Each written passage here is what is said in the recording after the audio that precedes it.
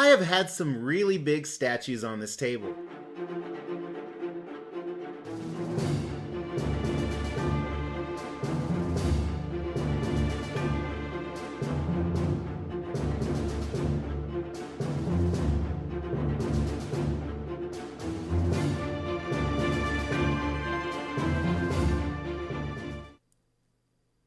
But nothing compares to this guy. You know, Star Trek is such a phenomenon. It has produced crazy creatures like this. How many people do you think I just pissed off? I can feel your anger.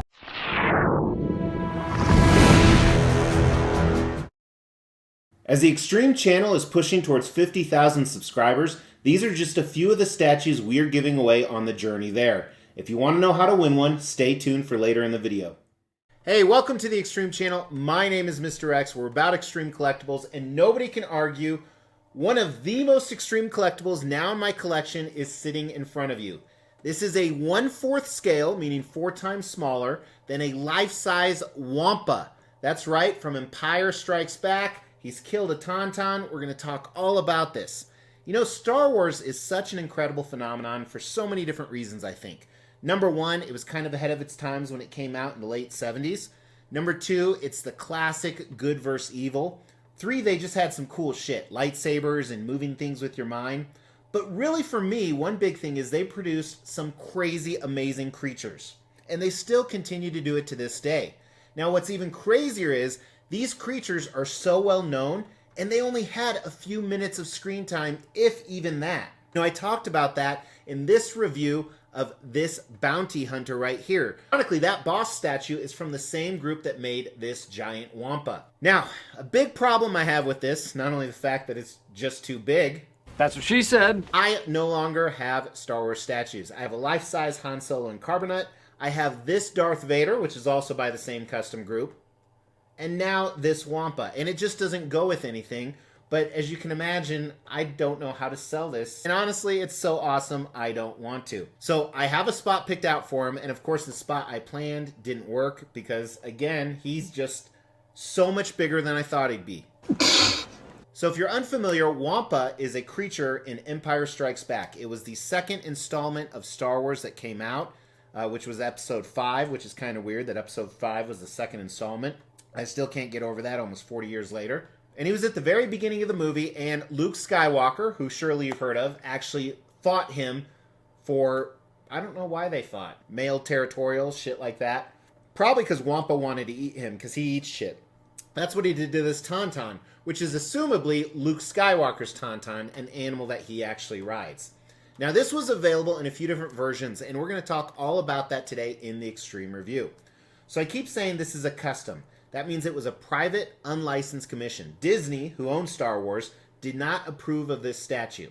But I approve of it, and I think you're going to see that in the ratings today. Now, it's not without its issues as well. Anytime you're going to make a statue this big, there's definitely going to be issues. All right, before we dive into concept, I want to apologize for the lighting.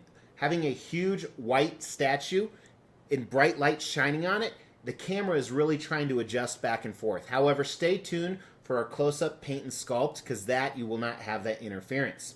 But let's talk about the concept. So obviously this is on the planet Hoth. It's a planet completely covered in ice and snow.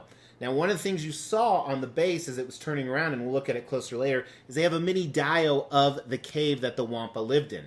So not only do they have the Wampa, but you have little miniature Womp Rats, or whatever you want to call them, from the Star Wars world.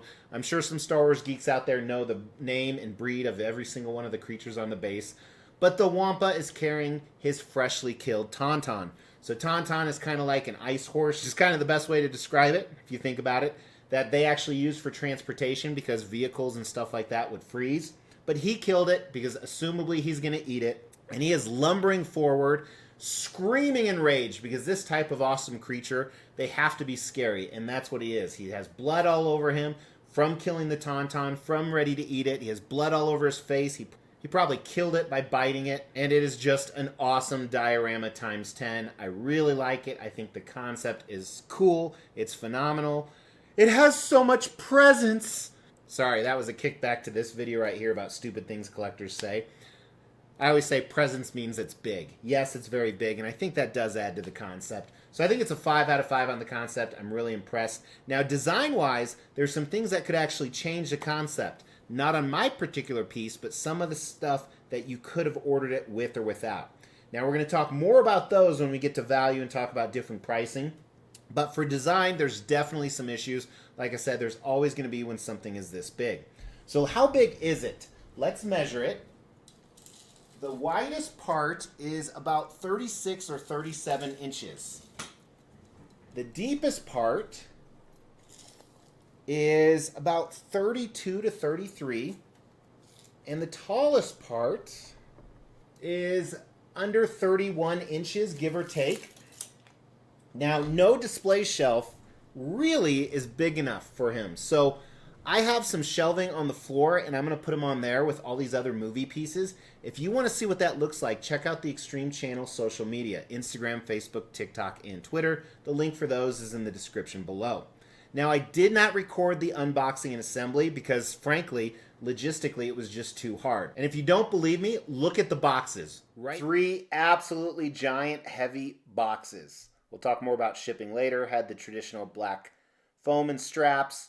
First box was just the base, which was insanely big, insanely heavy. Second one was just the Wampa, minus an arm. And then everything else was in that final box.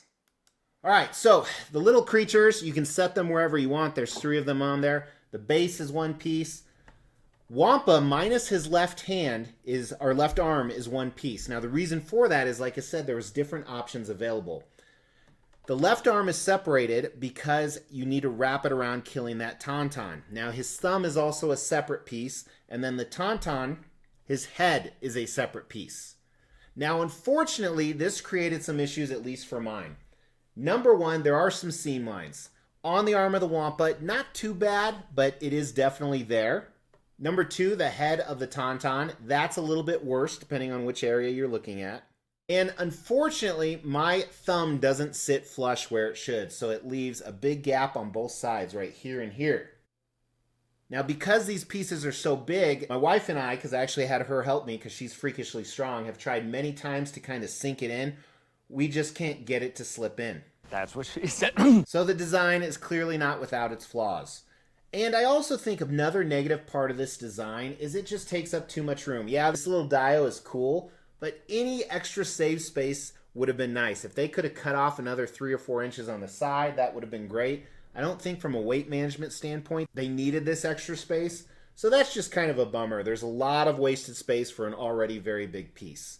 So unfortunately, I probably have to give the design a 2 out of 5. I think things could have definitely been done better. However, I think they make up for that in the awesome concept and the paint and sculpt. For the most part, I really, really like the paint and sculpt. There's a few obstacles they had. 1, snow is very hard to do. 2, fur is very hard to sculpt and then paint to make it look like real fur. I think they did it pretty well. Check it out. Let's start with the snow. As I said, snow's hard to do. I usually like when there's kind of a crystalline effect and you have that danger of going like too much marshmallow puff. And I think they did a nice job here. While I wish they would have done the crystalline effect, which kind of wipes off, so I understand why they didn't do it.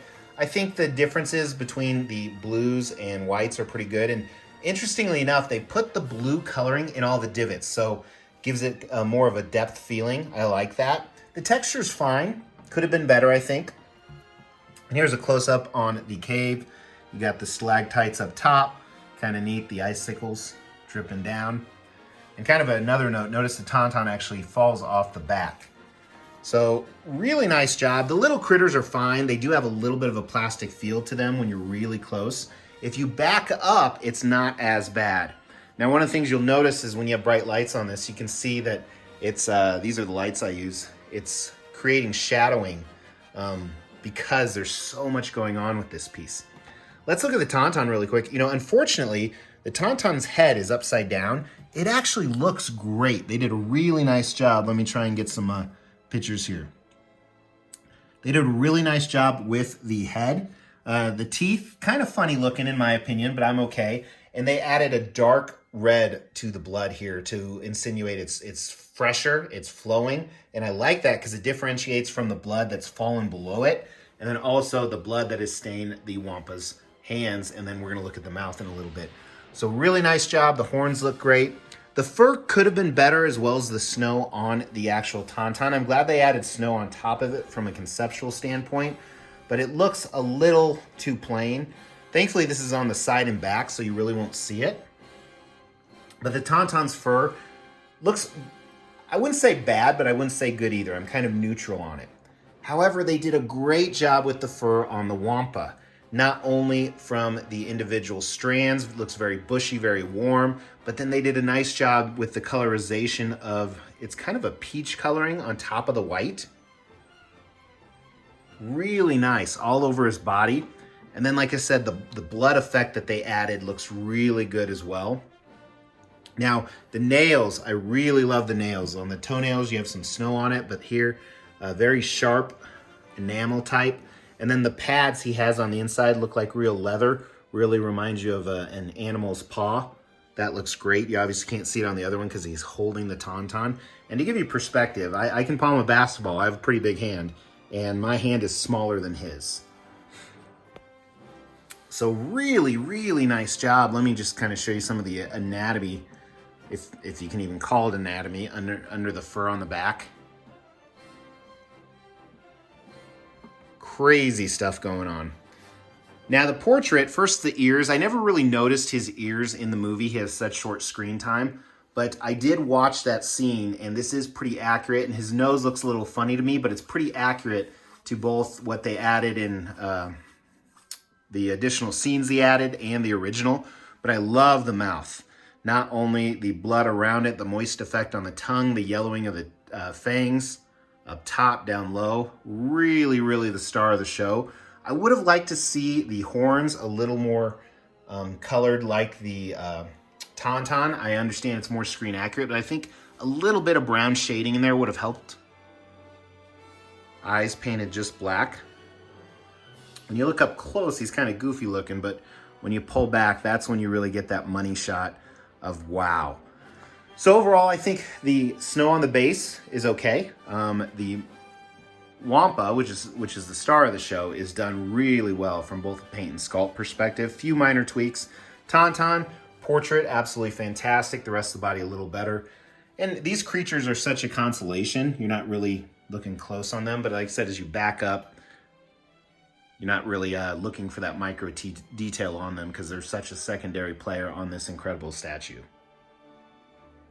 Let's do the paint first. Like I said, I really like the blood, the different shades of the blood, how it looks on the snow. I think the paint's a solid 4 out of 5. I'm very impressed by it.